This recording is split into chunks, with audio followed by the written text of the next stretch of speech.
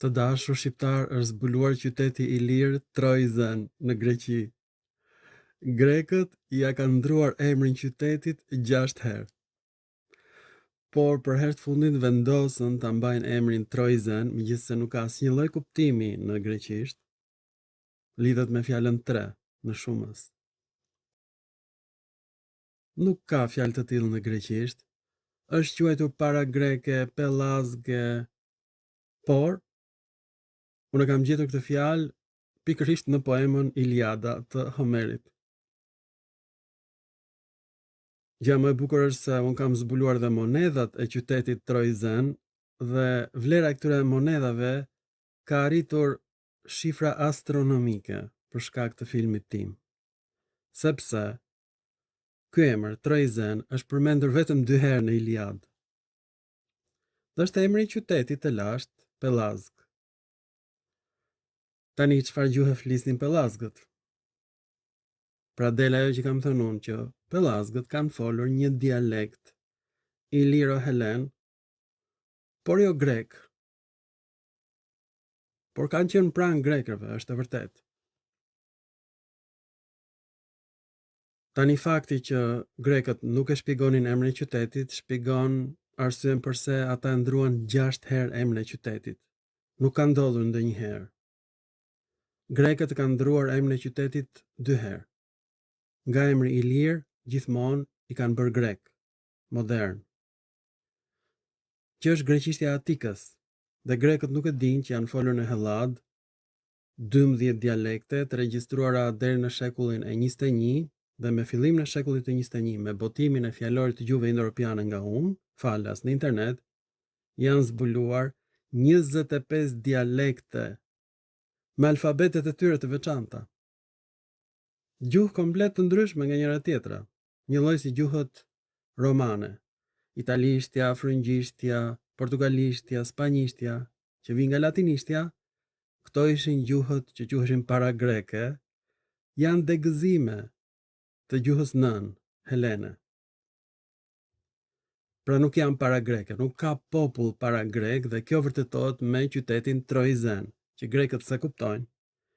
Është të paktën që nga shekulli i 8 para erës sonë, sepse atëherë u regjistruan për herë të parë poemat e Homerit, dialekti jonik, dhe vepra e Homerit është, të dashur shqiptar, një traktat etimologjik. Nuk ka vepër të tillë në botë. Është unikale, papërsëritshme. Në asnjë krijim të botës letrar, autori nuk shpjegon emrat e qyteteve dhe emrat e fiseve. Kjo është poema Iliadës, që ta dini ju. Aty janë përzyrë ca ngjarje të bukura me Akilin, me Agamemnonin, me Hektorin, ca 2 luftime, por shumica e vargjeve në poemën e Homerit janë shpjegimet e emrave të qyteteve pellazge ilire, të dashur shqiptar. Është traktat etimologjik, është bërë kjo poem në laboratore dhe është shkruar edhe më herët në fakt, sepse vargje të tilla i gjejmë në himnet e qyteteve hitite, të shkruara me fjalë shkronja sumere në vitet 1900 para erës sonë. Pra, më shumë se 1100 vjet më herët. Vargje të ngjashme, himne të Ilionit. Pra janë përkthime të himneve më të vjetra, të organizuara, të zbukuruara, të redaktuara. Por emrat janë hitit, jo grek. Janë emrat më të lashtë të gjetura deri tani në poemën e Iliadës. Pra grekët e heqin 6 herë këtë emër dhe përfundimisht e rivendosin këtë në enciklopedinë e botuar në Bizanc, sepse çdo gjë që ishte në poemat e Homerit nuk hiqet dot. Nuk hiqet dot, nuk e heqin dot grekët, sepse do të heqin fare poemën e Iliadës. Do e kishin hequr, do e kishin redaktuar, por nuk e dinin që është emër ilir pellazg. Kujtonin se ishte grek. Tani është shumë e lehtë për ta bërë këtë zbulim, por duhet të kesh monedhat. Pa monedhat kjo nuk bëhet. Ta shikojmë monedën sepse do rinqethet mishi, do filloni të qani, është një zbulim kaq i lehtë. Të dashur shqiptar, nuk ka njeri në botë që mos ta bëj këtë zbulim. Mund ta bëj këtë zbulim edhe një bari i thjesht nga Vuçidoli, i cili do kënaqet shumë nga ky film. Do kënaqet, sot do të bëj dark doktori nga Vuçidoli, do kënaqet shumë për këtë fjalë pellazge. Vjen nga fjala 3. Pra dhe një bari me dele që vendos të bëhet doktor, e kupton që ky është sfurku me 3 dhëmbë. Pra Troizen, fjalë për fjalë do të thot me 3 dhëmbë, dhe është përkthyer kjo, është shpjeguar në poemën e Iliadës, që është pikërisht sfurku i Poseidonit. Kjo që po shikoni me sytë tuaj është një monedhë e prerë në shekullin e 4 para erës sonë, dhe këtu është figura e Athinas, dhe prapa monedhës është sfurku i Poseidonit. Përse do thoni ju? Sepse për emrin e kryeqytetit të Helladës, Athina, janë grindur pikërisht Poseidoni dhe Athina për emrin e qytetit. Pra ka patur Athina edhe emrin Athina, por edhe emrin e sfurkut të Poseidonit. Kjo është çmenduri. Pra, Troizen është emri i Athinës në fakt, emri i parë. Pastaj u kthye në Athina sepse Athina fitoi një konkurs kundrejt Poseidonit për emrin e qytetit. Pra, jo vetëm që është emri i kryeqytetit i lirë, por është emri i parë i Athinës. Me 3 dhëmbë, fjalë për fjalë, ky është emri i Athinës të dashur shqiptar.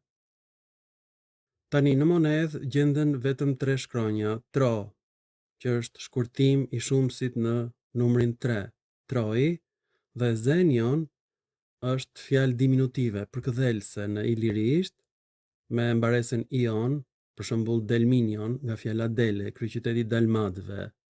Dyrachion, dursi, është gjithashtu fjalë përkëdhelse, pra në ilirisht dhe në helenisht, kjo mbaresë tregonte që ishte fjalë e dashur, nuk ishte sharrje, ishte fjalë e bukur. Grekët kujtonin se ky ishte emër grek. Jo. Ata kishin dyshimet e tyre, dhe në enciklopedinë e Bizantit mësojmë që emri është ndruar 6 herë. Kjo është një lemëri, që të ndrohet emri qytetit 6 herë. Tani Pelopsi quheshte në fakt Pelazgu, dhe vetë emri Peloponez vjen nga fjala Pelops, ose nga dishulli i Pelopsit. Dhe Troizeni ishte djali i Pelazgut ose Pelopsit. Tani, arsyeja pse quhet ky Troizen është sepse nëna e Troizenit fle me 2 burra, fle me një burr të zakonshëm dhe fle me Poseidonin. Pra, ku e dim ne këtë histori të ngjashme, është shumë e ngjashme me historinë e Krishtit, i cili kishte një baba të zakonshëm dhe Zotin, një lloj kështu krijua Poseidoni. Nëna e Troizenit fjeti me 2 burra, një lloj si nëna e Jezusit. Kështu janë nënat, kanë qef nga njëherë të flenë dhe me 2 burra, dhe pastaj nuk e din i kujt është djali në fund fare. Pra, teorikisht, ky është djali i Poseidonit, ishte gjysmë perëndi. Këtu është e përkthyer në anglisht, vendi ku e kam gjetur emrin e Troizenit, dhe quhet pikërisht me origjinë pellazge trake. Këtu është vendi i dytë, gjithashtu quhet me origjinë pellazge trake, pikërisht Troizeni. Pse quhet pellazge? Sepse grekët quhajnë pellazgë pikërisht ata helen që flasin një dialekt të panjohur, helen. Pra që kjo është fjalë helene, kjo nuk diskutohet, por është një dialekt që u degëzua në gjuhët slave dhe në gjuhën ilire të dashur shqiptar. Tani nga e dim në këtë? Para se vetuaj ky shpjegimi mitologjik, ku shpjegohet që nëna e Troizenit fjeti me 2 burra. Pra teorikisht Poseidoni është baba i tij, prandaj Troizen do thot me 3 dhëmbë. Tani, si e bëra unë këtë zbulim? Ky zbulim të dashur shqiptar është shumë i lehtë. Unë kam indeksuar sipas rendit alfabetik të gjitha fjalët e gjuhëve indo-europiane dhe siç e shikoni, fjala traja në gjuhën sanskrite është trejo dhe treji në gjuhët baltike dhe troje në gjuhët slave. Pra, Trojzen është një fjalë slave e pastër të dashur shqiptar. Kjo tregon që Trojzen është qyteti më i vjetër slav. Prova e dytë është se fjala zenion do të thotë dhëmb në gjuhë slave dhe fjala dhëmb e gjuhës shqipe ka të njëjtën origjinë si fjala dhëmb në gjuhët slave. Është një fjalë përkthelse, zenion, dhëmb i vogël. E shikoni të dashur shqiptar se çfarë gjigandi është para syve tuaj? Të dashur shqiptar, fjala troj do të thotë 3 në numrin shumës në gjuhët slave. Zenion do të thotë dhëmb në gjuhët slave.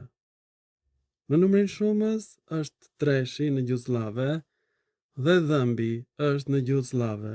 Por fjala shqipe dhëmb është një lloj si në gjuhë slave. Për shembull në polonisht është zomb, i thon dhëmbit. E kuptoni? Dhe këtë zbulim e bëra sepse unë jam njohës i mirë i gjuhës polake dhe i kuptoj shumë mirë të gjitha gjuhët slave që janë të ngjashme me polonishten. Pra, në qoftë se unë nuk do kisha ardhur në Poloni, nuk do e kisha bërë këtë zbulim kur.